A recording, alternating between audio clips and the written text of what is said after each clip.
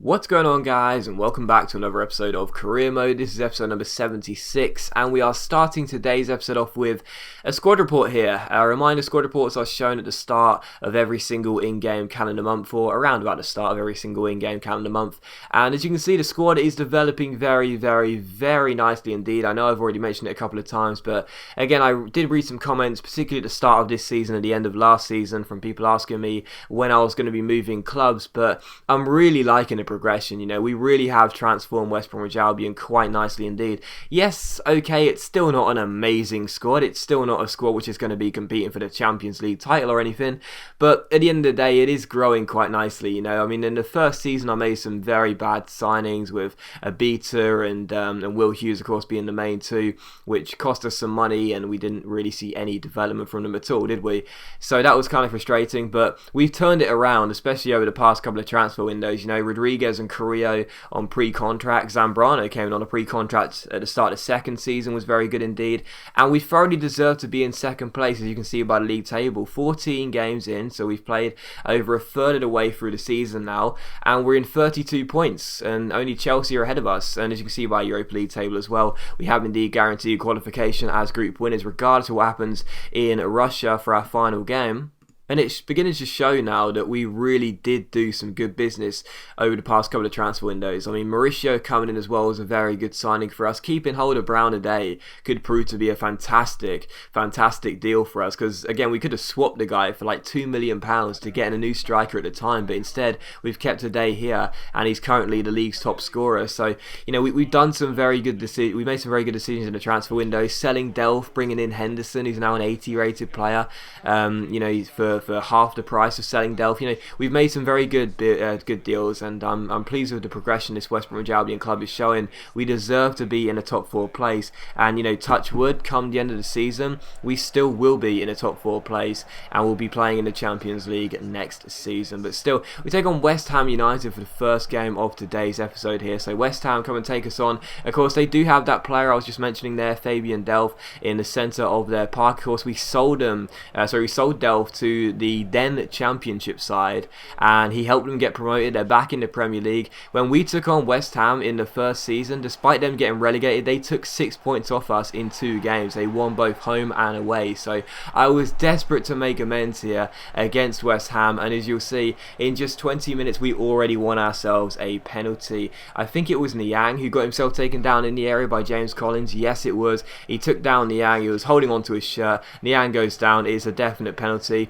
So great chance from the spot to take the lead here, just 21 minutes in. It is Niang against the goalkeeper from 12 yards out. Will our French forward get the goal, or will the goalkeeper save the penalty? Well, obviously the goalkeeper won't save the penalty, because we know just how easy it is to score penalties on this game. If you blast it towards the top corner, 9 times out of 10 it's going to find the back of the net, whether the goalkeeper dives the right way or not. So Niang scores, and it's West Bromwich Albion 1, West Ham United 0. So perfect start. It is Niang getting us the goal, and again, I've read some comments from people saying, you've got to start Berahino more, and Berahino did start this game, yes, but Niang is just a guy who I can never drop the guy. I really can't. Niang and Ade works so well as a partnership, and one of those two always has to start, and it does mean that Berahino usually does sit on the bench, but even so in this game I gave Berahino a shot up top with Niang, and it was Niang who was already getting ourselves in front. In the 33rd minute though, Kyle Walker goes down the right hand side. Very good chance here as he goes down the right hand side and drills in a cross, and Saido Berahino does score to make it West Brom 2, West Ham 0. So it's great, it really is. This team has goal scorer after goal scorer after goal scorer in it. We never ever sit there during a game and think to ourselves, I can't see who's going to grab the goals for us today. Like, I can't work out who will score and put the ball in the back of the net for our team, because I know that whoever I play up front, they'll score. That was Berahino's first goal in the Barclays Premier League this season, primarily because Brown Ade and Niang just haven't been getting dropped, because we've had no reason to, because they keep on scoring goals left, right and centre. But Berahino getting his first goal in this game with pretty much his first Premier League start, it just goes to show how good we are with this team in terms of scoring goals. But West Ham kept on coming through at will, and in the period of about 10 to 15 minutes, they had lots and lots of shots on our goal. They hit the post, and Foster had to make a lot of good saves, but we weathered the storm, and it was still 2-0. And on the stroke of half time, as Niang comes forward here, it falls to Berahino. His first shot is saved, but it falls straight back to him, and Saido Berahino gets his second goal of the game and makes it West Brom 3, West Ham Ham nil. So we weathered the storm, and from that West Ham would be punished for not putting the ball in the back of the net, because we made it 3-0 before the second half, and now there was surely no way back for West Ham. And in the 50th minute, Niang runs clear of James Collins. He's never going to catch up. He heel-to-heel flicks around the goalkeeper and has the simplest of finishes to make it West Brom 4, West Ham nil. So both Niang and Berahino had 2 goals between them, and again, I'll say it again, I'll stop talking about it now in this episode, but it's just great, isn't it, to know that whoever I play up front, we will always score goals. So West Brom 4, West Ham United nil, and in the 69th minute here, Andre Carrillo goes down the right hand side, takes on Burke, beats him for pace. Wonderful run by Carrillo. He shows all of his pace here, gets inside, he tries to cross it, it's blocked, but it falls to Berahino. His shot is blocked, Niang's shot is blocked, but it falls straight back to our number 7, and he just feathers the ball into the bottom corner and makes it West Brom 5, West Ham nil. It's Niang's first hat-trick of the season, I do believe, and his third in total. No, it's his second, didn't he? Because he scored against Fulham. So it's a second hat-trick of the season, and his third or possibly fourth in total for West Brom. It's his 12th goal of the season in the Premier League there, that's all you need to know. And it's West Brom 5, West Ham nil. And in stoppage time here, West Ham failed to deal with a long throw in from Kyle Walker. It falls to our left back, Ricardo Rodriguez. Rodriguez cuts inside here and looks for a pass. He picks out Kyle Walker, he strikes it from range, and his shot smashes off the bar, and West Ham eventually get the ball away, or only temporarily, because as the ball comes in, Malumbu shoots, the goalkeeper saves it, but it falls back to Yusuf Malumbu, and Malumbu makes it West Brom 6, West Ham nil. So 6-0, the game was sealed a long time ago, but it's great to put the icing on the cake with Yusuf Malumbu grabbing a goal. So Niang with a hat-trick, 2 for Berahino, 1 for Malumbu, and a comprehensive 6-0 victory against the London side. And again, you know, we took them on twice in the Premier League in the first season. We lost both games. I think it was 2-0 the scoreline for both the Hawthorns and Upton Park. In this game, we win it 6-0, and it was just a brilliant display of, you know, attacking prowess. You know, it really was. So we had Brown today, who at the time was the league's top scorer,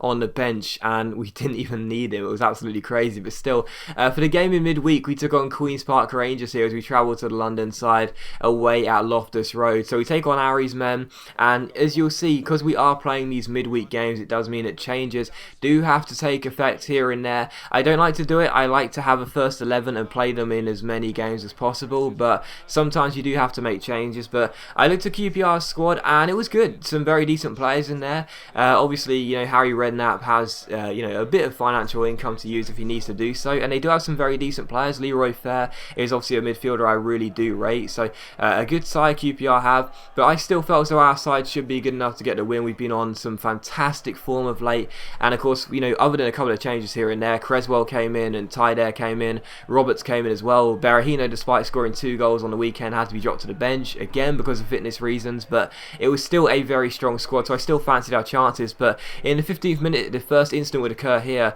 as Junior Hoylett loses the ball to Brown today, and in a fit of rage dives in from behind on our striker and gets himself sent off, and he can have absolutely no complaints, because just like the Jonathan Walters challenge a few episodes ago for Stoke, there was no need for it. There was absolutely no need for it. He loses the ball, and the red mist comes out, and he just dives in at the legs of Brown today. He's 90 yards from his goal. Why is he making that challenge on that player there? There's no need for it. It's a red card. QPR down to 10 men early on. We're not complaining, we're glad to have the man advantage, but it's just pure stupidity from Hoylett. I'm sure Harry Redknapp wouldn't be happy, and we are already having a massive advantage in this game as our opponents are down to 10 men. And the first chance to us would fall in the 22nd minute. Tyder finds Henderson. Nice build up here. The midfielder keeps holding the ball, eventually rolls out towards Patrick Roberts, down his left hand side, crosses the ball in. Ade flicks it on. Henderson flicks it back into Brown Ade, and Ade scores to make it QPR 0, West Brom 1. So they were a man like QPR. It was proved there. He worked the ball around really nicely, exploited the space, and put it in to make it QPR 0, West Brom 1. And Ade, who didn't start on the weekend, starts this game back in the side ahead of Berahino and already grabs himself a goal. So QPR 0, West Bromwich Albion 1. Brown Ade wrapping off a very nice team move really here at Loftus Road. And 9 minutes after the restart here in the second half, again you can see us exploiting the space really well, passing the ball from left to right and making that man advantage count. But as we crossed the ball in, Niang won the header, but it was a very good save by the goalkeeper, and QPR cleared the ball away, but all the chances came to us as you expect. QPR hadn't had a single shot in this game because we just kept on moving the ball around really nicely. Tyder comes through here and strikes it, but again, it's a good stop by the goalkeeper, and QPR escapes. So if it wasn't for their man between the sticks, we would have been 2 or 3 goals up at this stage, and again we come through here with the ball getting played inside towards our goal scorer Brown. Ade takes on his man, beats him just about, cuts inside and shoots, and again it is Murphy with another good save for QPR and keeping the score at 1-0. And in the 88th minute, as QPR come forward for their basically first attack of the game, Gomez goes down the left hand side, slides into Matt Phillips, he picks out Sandro off the bench, and well, I bottled it. I really did. With a minute left of normal time to play, Sandro, the former Spurs midfielder, rifles in a goal as he came off the bench, smashed it into the bottom corner after Matty Phillips' layoff, and it is the Brazilian who makes it QPR 1, West Bromwich Albion 1. It's how the game finishes, and that is the game there which did not sum up our season at all. We've been brilliant all year long, but that was hopefully just a rare blip. Very frustrating, should have won the game, but even so, I'll take the blame for throwing it away later on. But as always guys, a big thank you for watching the video. I really hope you have enjoyed it. If you have enjoyed the episode, then please leave a like, and I'll see you for the next episode of Career Mode very soon.